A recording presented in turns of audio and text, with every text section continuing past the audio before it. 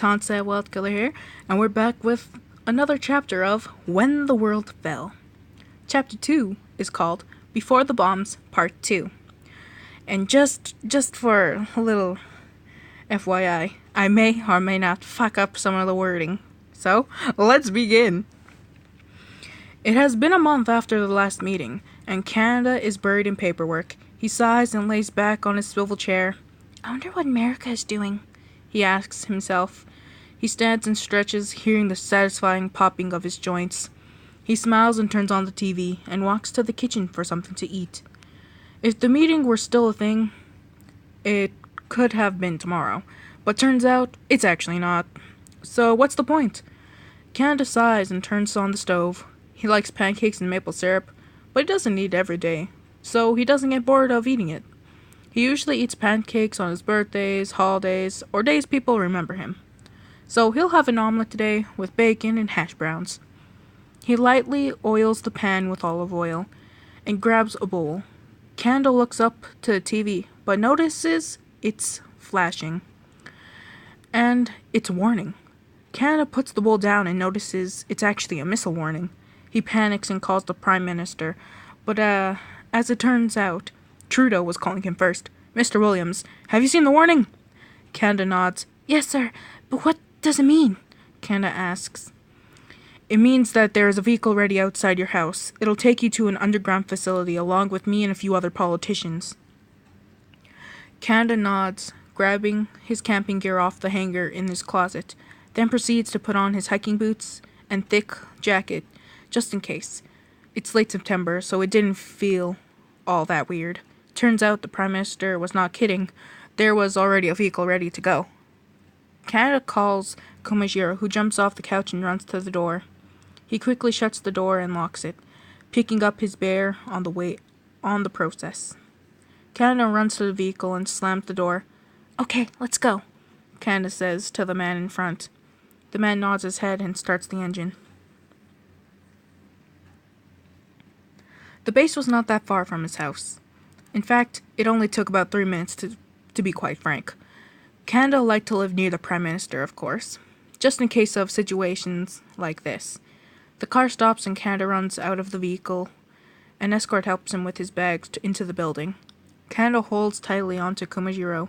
He is guided through the maze of hallways and is squished into the elevator along with a few other people. They are brought down into the lower levels. As soon as they reach the bottom, Canada hears a loud bang, and a large rumbling can be felt around them. The other people begin to stumble a bit. Canada's heart races and is filled with nothing but panic. The other people in the elevator begin to cling a bit. The large elevator doors open to reveal the Prime Minister. He gives Canada a sad look and orders a group of bodyguards to escort him into his quarters. Canada obliges and follows the men clad in black. He looks back to the group of worried and confused people in the elevator. He is also worried and confused, and he really wants to know what is going on. He finally reaches his room after a few minutes. The door clicks behind him, and he sets his camping bag down behind him. He sits on his bed with his head on his hands and sighs heavily. He hears the door open, so he looks up to see the Prime Minister with a couple of guards. He signals for them to be alone.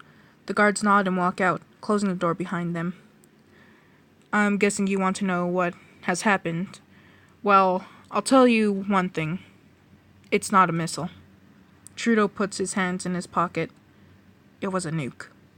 Canada was silent, his heart pounding against his chest. A nuke? Canada's hands tremble. Yes, they struck Cold Lake in Alberta first, then the capital. Trudeau clears his throat. They both came from Europe and Asia. That is all I will tell you. Canada sighs and hugs Komajiro close.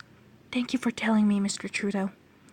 He tells him, your clothing and food ration will be sent to your room as soon as everybody is in their rooms, so it will take a while, says Trudeau. How many people? Canada asks him. About 300 people in this facility, and we have enough food for 1,000 years, Mr. Williams.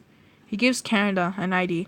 This is used for things like using the facilities. You will need to ask permission for them, of course.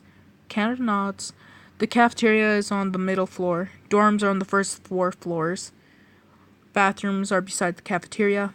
Food and water resources are on the last 3 floors as well. Trudeau gives him an area map and a timetable of sorts. Thank you, sir, for helping us. Trudeau nods. We are working on this program for a few years now. I'm disappointed that we're using it this early. Trudeau sighs. Canada nods in understanding. I understand, he tells him. Trudeau nods and walks out. Get some rest, Mr. Williams. Canada nods, and Trudeau closes the door. Chapter end. Damn, some shit's going down. And yes, I know, I messed up on some of the damn wording. But fuck it. I ain't recording this shit again. I meant like yeah, you get what I mean. Some people anyway. Anyway. That was the end of the chapter. Europe and Asia are starting to throw some nukes. And it struck Cold Lake and Edmonton. Oh my god. Or was it a capital of it? And whatever. I'll get the details later. You'll figure it out. Because obviously I don't understand shit. Anyway. Everything is in the description below. Like the story, the creator of the story, and their channel.